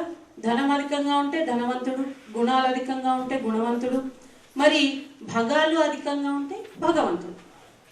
ఆ శబ్దాలకు ఏ విధంగా అర్థం వచ్చిందో మరి ఇక్కడ భగ అనే శబ్దానికి అర్థం ఏంటి అని మనం ఆలోచించినట్లంటే, భగ అంటే ఐశ్వర్యం కలవాడు. మరి ఐశ్వర్యం ఎన్ని రకాలుగా ఉంటుందంటే, ఐశ్వర్యము 2 రకాలు. బాహ్యంగా ఉండే ఐశ్వర్యము, ఆంతరంగికంగా ఉండే ఐశ్వర్యం. బాహ్యంగా ఉండే ఐశ్వర్యం ఏంటి అని అంటే, ధనము, వస్తువాహనాలు, ఇండ్లు, స్వర్ణాది ఆభరణాలు, ఇవన్నీ బాహ్యంగా కనిపించే ఐశ్వర్యాలు. అంతరంగిక ఐశ్వర్యం ఏంటి అంటే సద్గుణాలు, సకల రకాల సద్గుణాలు. అన్నీ వివరించి చెప్పట్లేదు. సకల రకాల సద్గుణ సంపన్నులైతే వారు ఆంతరంగిక ఐశ్వర్యవంతులు అని చెప్పేసి మనం అంటాం. కాబట్టి ఈ శ్రీరామునికైనా శ్రీకృష్ణునికైనా ఇద్దరు కూడా మహారాజులే, రాజులు. కాబట్టి వారికి బాహ్య ఐశ్వర్యము స్వతः సిద్ధంగా వస్తుంది. ఇక గుణాలతో కూడిన సద్భావనలు వారి అంతరంగికంలో మహాపురుషులు కాబట్టి, దివ్యాత్మలు కాబట్టి వారిలో ఉన్నాయి. కాబట్టి వారిని మనము భగవంతుడు అని పిలుచుకోవచ్చు. కానీ ఈశ్వరుడు అని మాత్రం అనరాదు. ఎందుకంటే ఈశ్వరుడు అంటే ఇక్కడ స్వామి లేదా యజమాని అని అర్థం వస్తుంది. వాళ్ళు లోకానికి స్వామి కాదు, యజమాని కాదు. కాబట్టి వారిని మనం ఎప్పుడు ఈశ్వరుడు అని అనలేదు. అయితే ఇక్కడ రాముని గురించి చెప్తూ వీరు మనకు ఒక సందేశాన్ని ఇచ్చినారు. రామచరిత్ మానస్లో, తులసిదాస్ రచించిన రామచరిత్ మానస్లో కేవలం కల్పనాత్మకమైన, అంటే చాలా విషయము, వాస్తవమైన విషయం ఉన్నప్పటికీ కూడా కవితల పరంగా దాన్ని కల్పనాత్మకమైన విషయాలు అనేకం ఆకర్షించడానికి కానీ లేదా ఇంకేదైనా విషయాని కోసం కానీ కల్పనాత్మకమైన విషయాలను దాంట్లో వారు చేర్చడం జరిగింది. కాబట్టి అది ప్రామాణికం కాదు. వాల్మీకి రాసిన రామాయణం మాత్రమే మనకు రాముని వాస్తవికమైన ఇతిహాసాన్ని తెలుసుకోవడానికి ప్రామాణికమైనది. కాబట్టి మనం వాస్తవమైన రామాయణాన్ని తెలుసుకొని రాముణ్ణి యొక్క జీవిత చరిత్రలో ఉన్న మంచి విషయాలను అనుసరించడానికి ప్రయత్నం చేయాలి. అంతే తప్ప రాముణ్ణి ఈశ్వరుడిగా కొల్చడానికి మనము ప్రయత్నం చేయకూడదు. తర్వాత మళ్ళీ ఇక్కడ ఒకటి, మనకు భారతదేశం అని మన దేశానికి ఎందుకు పేరు వచ్చిందంటే, మన చరిత్రకారులు మన విద్యా వ్యవస్థలో కూడా చెప్పే విషయం ఏంటి అని అంటే, భరతుడు పాలించిన దేశం కాబట్టి ఈ దేశానికి భారతదేశం అనే పేరు వచ్చింది అని చెప్పేసి చెప్పుకుంటున్నాము. వాస్తవానికి భరతుడు పరిపాలించక ముందు నుంచి మన దేశానికి భారతదేశం అనే పేరు ఉంది. వారు చెప్పిన అర్థం ఏంటి అని అంటే, మన దేశానికి భరణం అంటే అందరినీ కూడా భరించగలిగే శక్తి, అందరినీ కూడా పోషించగలిగే శక్తి, ఎవరందరినీ, విశ్వంలో ఉన్న అందరినీ కూడా భరించే పోషించే శక్తి, అంత ధనము, అంత సామర్థ్యము, అంత విద్య మన దేశంలో ఉండేది కాబట్టి మన దేశానికి భారతదేశం అనే పేరు వచ్చింది. అదే విధంగా నేను విన్నది కూడా వారితో అడిగినాను నేను. భా అంటే శబ్దార్థాన్ని బట్టి చూస్తే భా అంటే ప్రకాశము, రతులు అంటే రమించేవారు. ప్రకాశం అంటే జ్ఞానం అనే ప్రకాశంలో ఎల్లవేళలా రమించేవారు నివసించే దేశం మనది కాబట్టి మన దేశానికి భారతదేశం అని పేరు వచ్చింది. కాబట్టి ఇటువంటి ఉత్కృష్టమైన భారతదేశము ఈ విధంగా ముక్కలు ముక్కలుగా కావడానికి కారణం ఏంటి అని అంటే, ఆధ్యాత్మిక పరమైన జ్ఞానము మనకు సరైన దిశలో అందకపోవడమే. సూక్ష్మమైన విషయాలను, స్థూలమైన పై విషయాలను పట్టుకుంటున్నాం కానీ సూక్ష్మమైన విషయాలను మనము వదిలిపెట్టేస్తున్నాం. కాబట్టి ఈ భారతదేశం పరాధీనత వచ్చింది, దానికి కారణం అని చెప్తున్నారు. అందుకని ఒక్క ఈశ్వరుణ్ణి మాత్రమే మనము నమ్మాలి. ఈశ్వరులు అనేకం అనే విషయాన్ని మనము నమ్మకూడదు, దానివల్ల అనేక అనర్థాలు వస్తున్నాయని చెప్పేసి చెప్తారు. తర్వాత వారి జీవితంలో జరిగిన ఒక సంఘటన చెప్తున్నారు. వారు రైలు బండిలో ప్రయాణిస్తున్నారట. ఒకసారి ప్రయాణిస్తున్నారు, అయితే ఆ ప్రయాణించేటప్పుడు ఈ వారి వేషధారణను చూసి మీరు ఎక్కడి నుంచి వచ్చారని చెప్పేసి అడగడం జరిగింది. ఒక మాత, ఒక తల్లి అడిగితే వారు సమాధానం నేరుగా చెప్పారు, నేను ఆర్య సామాజికుని అని చెప్పేసి. ఇప్పుడు వారు చెప్పిన విషయం వాస్తవమే. ఎక్కడికైనా వెళ్తే మనము నేరుగా మేము ఆర్య సామాజికులం అని చెప్పుకోవడానికి భయపడతాం, ఎందుకంటే వాళ్ళు దూరం పోతారని చెప్పేసి. ఎందుకనంటే మన దగ్గర కూడా అట్లాంటి నమ్మకం ఉంది. ఆర్య సామాజికులు అంటే దేవుని నమ్మరు, ఇక్కడ విగ్రహారాధన కాదు, దేవుణ్ణి నమ్మరంటారు. वहाँ पे मूर्ति खंडन करते बोलते ना, यहाँ तो भगवान को ही नहीं मानते आर्य समाज लोग, ऐसा कहते हैं. భగవంతున్నే నమ్మరని చెప్పేసి ఇక్కడ ఒక భ్రమ. కానీ నిజానికి వాస్తవమైన భగవంతుని నమ్మేది ఆర్య సమాజికులు. మరి మూర్తిని ఖండిస్తారు కదా మీరు అంటే, ఆర్య సమాజికుల చరిత్రలో ఎప్పుడు కూడా మూర్తిని ఖండించలేదు, మూర్తి పూజను మాత్రమే ఖండించింది. మూర్తిని పూజించకూడదు అని ఖండించిండ్రు. మరి మూర్తిని ఎందుకు పూజించకూడదు అని కూడా వారు మనకు వివరణ ఇచ్చారు. మూర్తి ముందట మనము అన్నం పెడితే అది తింటుందా, దానికి పాలు పోస్తే తాగుతుందా, దానికి స్నానం చేపిస్తే అది తనను తను శుద్ధి చేసుకుంటుందా, సబ్బు పెడితే ఆ సబ్బును అది ఆస్వాదిస్తుందా? ఇవన్నీ ఏది మూర్తి చేయదు, దానిలో చేతనత్వం లేదు. మరి మూర్తులు కూడా రెండు రకాలు ఉన్నాయి, జడమూర్తులు, చేతన మూర్తులు. ఆకలి కొన్నవాడికి అన్నం పెడితే వాని ఆకలి తీరుతుంది, వానికి అవసరం తీరుతుంది. కానీ ఇక్కడ మూర్తికి మాత్రము ఆ అన్నము పని చేయదు. పాలు కావాల్సిన శిశువులు ఎందరో పాలు లేక పోషకాహారాలు ఏమితోటి బాధపడుతున్నారు. వాళ్ళకి పాలు పోస్తే వాళ్ళు చక్కగా పెరుగుతారు, కానీ విగ్రహానికి పాలు పోస్తే ఏమొస్తుంది? అక్కడ మురుగు పేరుకొని కాలుష్యం వస్తుంది. కాబట్టి ఆ విధంగా పూజను మనము జడ వస్తువులకు చేయకూడదు, చేతన మూర్తుల పూజ చేయాలని చెప్పేసి చెప్తున్నారు. పూజ అనే పదానికి అర్థము యథాయోగ్యమైన సత్కారము. మూర్తికి ఎట్లాంటి సత్కారం ఇవ్వాలి? ఒక మూర్తిని మలిచినామంటే దాన్ని శుద్ధి చేసి ఆకర్షణీయంగా కనబడడానికి, మంచి ప్రభావం కలగడానికి దాన్ని శుద్ధంగా ఉంచాలంటే, దుమ్ము పడితే తుడిచి శుద్ధంగా ఉంచాలి, అదే దానికి చేయాల్సిన సత్కారం. కానీ మనం పువ్వులు పెట్టడము, తర్వాత దానికి నైవేద్యాలు పెట్టడము, పాలు, తేనె, నెయ్యి ఇవన్నిటితో అభిషేకాలు చేయడం మాత్రము వ్యర్థం. కాబట్టి దానికి అది యథాయోగ్యమైన పూజ కాదు. మరి చేతనమూర్తులకు అది యథాయోగ్యమైన పూజ అని చెప్తున్నారు అనమాట. తర్వాత ఏదైనా ఒక విషయాన్ని తెలుసుకోవడానికి 4 మెట్లు, 4 సోపానాలు ఉంటాయి. ఒకటి శ్రవణము, రెండవది మననము, మూడవది నిధిధ్యాసము, 4వది ఆత్మ సాక్షాత్కారం. మరి ఈ శ్రవణము అనేది ఏ విధంగా చేయాలని అంటే, చెప్తున్న విషయాన్ని చక్కగా మనస్సు పెట్టి వినడం, పూర్తి ఏకాగ్రతను కేంద్రీకరించి. కేవలం చెవులు ఇక్కడ వింటున్నాయి, మనసు ఇక్కడ ఇంకెక్కడో ఉంది అని అంటే అది సరైన శ్రవణము కాదు. కాబట్టి పూర్తి ఏకాగ్రతతో మనం వినడము, విన్నదాన్ని మననము చేయడము, దాని గురించి ఆలోచించడము, విచారించడము, తర్వాత దాన్ని ఆచరించడానికి ప్రయత్నం చేయడము, నిధ్యాసం ఆచరించడం, తర్వాత దానివల్ల పొందే లాభాన్ని స్వయంగా అనుభూతి చెందడము, ఆత్మసాక్షాత్కారం. ఈ 4 సోపానాల్లో ఒక విషయాన్ని మనం తెలుసుకోగలుగుతాం. తర్వాత ఈ మూర్తి పూజ గురించి వారు ఒక సత్య సంఘటనను వివరించారు. మరి బ్రహ్మకుమారిలు ఏమంటారు అని అంటే, బ్రహ్మకుమారి సమాజం వాళ్ళు ఏం చెప్తారు అని అంటే, ఈశ్వరుడు అంతటా ఉంటేనే సృష్టిని మొత్తం నడిపించగలుగుతాడు. మరి ఒక పరంధామంలో లేదా కైలాసంలో ఒక దగ్గరనే ఈశ్వరుడు ఉన్నాడని కల్పన చేసుకొని వాళ్ళు ధ్యానం చేయమంటారు, కళ్ళు మూసుకొని కల్పన చేసుకొని. అయితే మరి ఇక్కడ వారు ఏమన్నారు అంటే, మనము ఆ మూర్తిని కానీ లేదా పరంధామంలో ఈశ్వరుడు ఉన్నాడని కానీ మనకు అనిపించడానికి మొట్టమొదలు కాన్సన్ట్రేషన్ అనేది మనకు ఏకాగ్రత కుదరడానికి మొదటి మెట్టు విగ్రహం అని చెప్పేసి, లేదా మొదటి మెట్టు ఏదో ఒక కల్పన అని చెప్పేసి అంటుంటారు వాళ్ళు. మరి మొదటి మెట్టు అది అయినట్లయితే మనము విగ్రహం ముందట కూర్చొని కళ్ళు మూసుకోవద్దు కదా. దాన్ని పూజ చేయాలి అంటే దాన్ని చూసుకుంటూనే చేయాలి.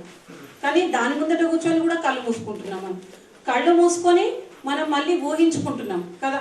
మనకి ఏదో ఒక రూపం మీద ఏకాగ్రత కావాలని మొదటి మెట్టు కోసం దాన్ని పెట్టుకున్నప్పటికీ మళ్ళీ కళ్ళు మూసుకొని ఊహించుకుంటున్నాము. మరి ఊహ అనేది వాస్తవాన్ని తెలుసుకోవడము కాదు, వాస్తవానికి విరుద్ధం అది. కాబట్టి అక్కడ ఊహించకూడదు. లేకపోతే అదే విధంగా కళ్ళు తెరిచి మనము దాన్ని పొందడానికి ప్రయత్నం చేస్తే అప్పుడు అది నిజం అవుతుంది. అయితే ఈ బ్రహ్మకుమారి వాళ్ళు ఉదాహరణ ఏమిచ్చారు అని అంటే, భగవంతుడు ఒక దగ్గర ఉండి అన్నిటిని ఎలా చూడగలుగుతాడు అని అంటే, ఒక అగరబత్తిని ఒక దగ్గర ముట్టిస్తే దాని వాయువు సుగంధం కూడా అంతటా ఏ విధంగా ప్రసరిస్తుందో భగవంతుడు కూడా ఒక దగ్గర ఉండి అంతటా కూడా తన యొక్క శక్తితోటి వ్యాపించి అన్ని పనులు చేస్తూ ఉంటాడని చెప్పేసి వారు ఉదాహరణ చెప్పడం జరిగింది. అయితే ఆ ఉదాహరణను వారు ప్రశ్నించడం జరిగింది. ఏంటంటే, ఇక్కడ అగరబత్తి పెడితే దాని వాసన అంతటా వ్యాపించింది, సరే ఒప్పుకుంటాం. కానీ మరి ఇక్కడ అగరబత్తి ఎంత పెట్టిందో అంతే ఉందా? ఇంత పెద్ద అగరబత్తి పెడితే దాని వాసన అంతటా వ్యాపించిన తర్వాత కూడా దాని పరిమాణం అంతే ఉందా, తగ్గిపోయిందా? తగ్గిపోయింది అని అంటే అక్కడ వేరే శక్తి ఏదో వెళ్ళడం లేదు. ఇక్కడ తగ్గుతున్న అగరబత్తే చిన్న సూక్ష్మ రూపంలో అణువులుగా మారిపోయి వాయువు దానికి తోడయి వాయువులో లీనమైపోతుంది. ఆ సూక్ష్మ రూపమైన అణువులు, అగరబత్తి యొక్క అణువులే ఆ వాయువును సహాయంగా తీసుకొని చుట్టూ వ్యాపించినాయి తప్ప అక్కడ అగరబత్తి నిజంగా ఉండి అంతటా ప్రసరించలేదు దాని వాసన అని చెప్పేసి చెప్పడం జరిగింది. అంటే ఇక్కడ వస్తువు ఇక్కడ నుంచి మాయమైంది కాబట్టి అక్కడికి ప్రసరించింది. మరి భగవంతుడు కూడా ఉన్న దగ్గర నుంచి మాయమై అన్ని దగ్గరలకు ప్రసరించడం జరగాలి. అది వాస్తవం కాదు. సైంటిఫిక్ గా ఆలోచించినట్లయితే ఆ ఉదాహరణలో పసలేదు అని చెప్పేసి చెప్పడం జరిగింది అనమాట. తర్వాత ఇంకొక ఉదాహరణ, బృందావనంలో గోవర్ధనగిరి పర్వతం ఉంది కదా. ఆ పర్వతం దగ్గర వారి మిత్రులు ఒకరు బాగా భక్తితోటి ప్రయత్నం చేయడం జరిగింది. అక్కడ పొరదండాలు వేస్తే, అంటే సాష్టాంగంగా పొరదండాలు వేయడము, మోకాళ్ళ మీద గోవర్ధనగిరి చుట్టూ తిరగడము, ఇట్లాంటివన్నీ చేస్తే ముక్తిని చేరుకుంటామని చెప్పేసి అక్కడ ప్రతీతి అన్నమాట. అక్కడ చాలా మంది అదే విధంగా భక్తిని ప్రదర్శిస్తారు. మరి వీరి స్నేహితులు కూడా ఒకరు ఈ రోజు ఏదో ఇక ఆర్యాపార్ విజయమో వీరస్వర్గమో ఏ దానికైతే దానికి సిద్ధం అనుకొని చెప్పేసి అక్కడ వెళ్ళి పొరదండాలు పెట్టడం జరిగింది. గంగోత్రి వరకు వెళ్ళారు. గంగోత్రి తర్వాత గోముఖం వస్తుంది, గోముఖం తర్వాత తపోవనం, అక్కడి వరకు వెళ్ళడం జరిగింది. ఎంత ఎత్తులోకి వెళ్ళినారంటే 1300-1400 అడుగుల ఎత్తు వరకు మంచు కురుస్తుంది, గడ్డ కడుతున్నాడు మనిషి. అయినా కానీ నేను ఉన్నా సరే లేకున్నా సరే నేను ఈరోజు భగవంతుని ప్రత్యక్షం చేసుకోవాలి అని చెప్పేసి ఏమని స్మరిస్తున్నాడంటే హరే రామ హరే కృష్ణ హరే రామ హరే కృష్ణ అనుకుంటూ వెళ్తున్నాడు అనమాట. వెళ్తూ వెళ్తూ వెళ్తూ ఇంకా రాముడు కృష్ణుడు నాకు ఏ చిత్రాలను ఏ విగ్రహాలను అయితే చూసిండ్రో అదే విధంగా నాకు ప్రత్యక్షం కావాలని చెప్పేసి ఎదురు చూస్తున్నాడు అనమాట. పూర్తి అంకిత భావంతో తల్లీనమైపోయి చాలా భక్తితోటి ఆయన పొరదండాలు తీయడము, తర్వాత మెట్ల మీదకి మోకాళ్ళ మీద ఎక్కడము, ఇవన్నీ చేసి చివరకు అంత ఎత్తుకు వచ్చిన తర్వాత ఆయనకు ఒక ఆలోచన వచ్చిందండి. ఏమని ఆలోచన వచ్చింది? హరే రామ హరే కృష్ణ అంటున్నాను, మరి రాముడు వస్తాడా కృష్ణుడు వస్తాడా, ఎవరిని పిలుస్తున్నా అని చెప్పేసి పాపం వాళ్ళు కన్ఫ్యూజ్ అయిపోతారేమో. రాముడిని పిలుస్తున్నానా నేను, కృష్ణుని పిలుస్తున్నానా అని ఆయన మనసులో ఒక సందేహం వచ్చిందనమాట. ఇంకా ఏం చేసిండు అంటే కృష్ణుని ఆపేసిండు. కృష్ణుడు తర్వాత కాలం వాడు కదా, రాముడు మొదటి కాలం వాడు అని రాముని ఒక్కరిని హరే రామ అన్నాడు. హరే రామ అన్నాక ఇంకా వస్తలేడేంది రాముడు, ఇప్పటిదాకా కృష్ణుని రాముని కలిసి పిలిచినా అని చెప్పేసి రాముడు అలిగి ఊరుకున్నాడేమో అని చెప్పేసి సందేహం, మళ్ళొక సందేహం వచ్చిందట. మళ్ళొక సందేహం వచ్చిన తర్వాత మళ్ళీ మరి కృష్ణ అందామా అని అంటే మళ్ళీ ఇప్పటికే రాముడు అలిగిండేమో, మళ్ళీ కృష్ణుడు కూడా అలుగుతాడేమో, ఫస్ట్ నన్ను ఎందుకు పిలవలేదని చెప్పేసి ఈ విధంగా అనేక రకాలైన ఆలోచనలు లోపల నుంచి ఆయన అంత కష్టపడ్డాడు. ఆయనకు ఏదైనా సరైన మార్గం తెలియట్లేదు, కానీ భగవంతుని తెలుసుకోవాలనే కాంక్ష మాత్రం లోపల గట్టిగా ఉంది. కాబట్టి భగవంతుని యొక్క కరుణ ఆయన పైన ప్రసరించింది, జ్ఞానోదయం అయింది. ఇంకా చిన్న చిన్న సంశయాలు రావడం మొదలైంది. ఇక ఎట్లనో నేను ఇక్కడ కొంచెం భయం మొదలైపోయి ఈ మంచు గడ్డగట్టిపోయి నా ప్రాణం పోయేటట్టుంది, దేవుడు అయితే కనబడేటట్లేదు నాకు, దీంట్లో నుంచి ఆత్మనైతే బయట పోయేటట్టుంది అని చెప్పేసి భయం వచ్చేసి ఇక బతుకుంటే బలసాకు దినైనా బతుకొచ్చు అనుకుంటారు కదా, తర్వాత ఎట్లనన్నా ప్రయత్నం చేసి నేను భగవంతుని తెలుసుకుంటా అని చెప్పేసి బయటకు వెళ్ళిపోవడం జరిగింది. ఆయన ఏదో సత్సంగంలోకి వెళ్ళినప్పుడు ఎవరో సత్యార్థ ప్రకాశం అనేది విన్నారు. విన్న తర్వాత ఆ సత్యార్థ ప్రకాశంని తీసి తృతీయ సమోల్లాసంలో పఠన పాఠన విధిని, అంటే కేవలం మూర్ఖంగా ఇవి అనుకరణ చేయడం కాకుండా జ్ఞానపూర్వకంగా జ్ఞానాన్ని తెలుసుకొని వాస్తవమైన విషయాలను తెలుసుకొని దాని ద్వారా ప్రయత్నం చేసినట్లయితే మనకు ఎక్కువ లాభం ఉంటుంది అని చెప్పేసి వారు సత్యార్థ ప్రకాశం మూలం నుంచి అనేక వేదమయమైన విషయాలను తెలుసుకొని వారు ఒక గొప్ప ఆచార్యుడిగా వేద విద్వాంసులుగా ఇప్పుడు మారినారు. వారి పేరు ఆచార్య సనత్ కుమార్ గారు. అది వాస్తవమైన వారి జీవితంలో వారి మిత్రులకు జరిగిన సంఘటన గురించి చెప్పడం జరిగింది. మరి జ్ఞానం అనేది కేవలం శాబ్దికం కాకూడదు. మనం ఇక్కడ విన్నదాన్ని విన్నట్టుగా మళ్ళీ ఇప్పుడు నేను చెప్పినట్టుగా చెప్పడం కాకుండా మనం దాన్ని మననం చేసి ఆచరణాత్మకంగా మనము దాన్ని పెట్టడానికి ప్రయత్నం చేస్తే అప్పుడు జ్ఞానం పరిపూర్ణమవుతుంది. ఈశ్వరుడు ఒక్కడే, అనేక రూపాలు అనే విషయానికి మనకు ప్రమాణాలు ఉన్నాయి. యజుర్వేదం 40వ అధ్యాయంలో 8వ మంత్రం సపర్యగా శుక్రమకాయం మస్నావిరం శుద్ధం అపాప విద్ధం అనే మంత్రంలో మనకు ఒక ప్రమాణము. తర్వాత యజుర్వేదం 32వ అధ్యాయంలో నతస్య ప్రతిమ అస్తి తస్మిన్ నామ మహాయిష, అంటే ఈ మంత్రాలు మనకు ఈ ఇప్పటి వరకు చెప్పిన విషయం యొక్క ప్రమాణాన్ని వేదంలో మనకు ఇస్తున్నాయి అన్నమాట. కాబట్టి ఇక్కడి వరకు వారు ఈ విషయాన్ని చెప్పారు. సంక్షిప్తంగా నేను చెప్పడానికి ప్రయత్నం చేశాను.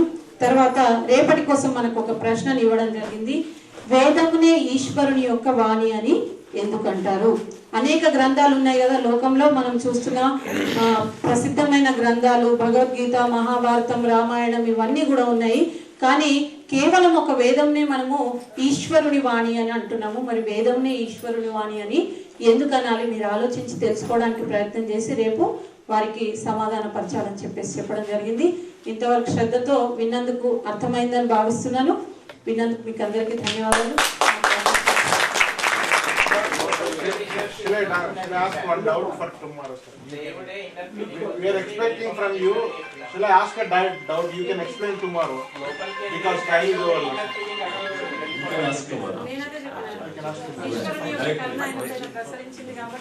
In the class.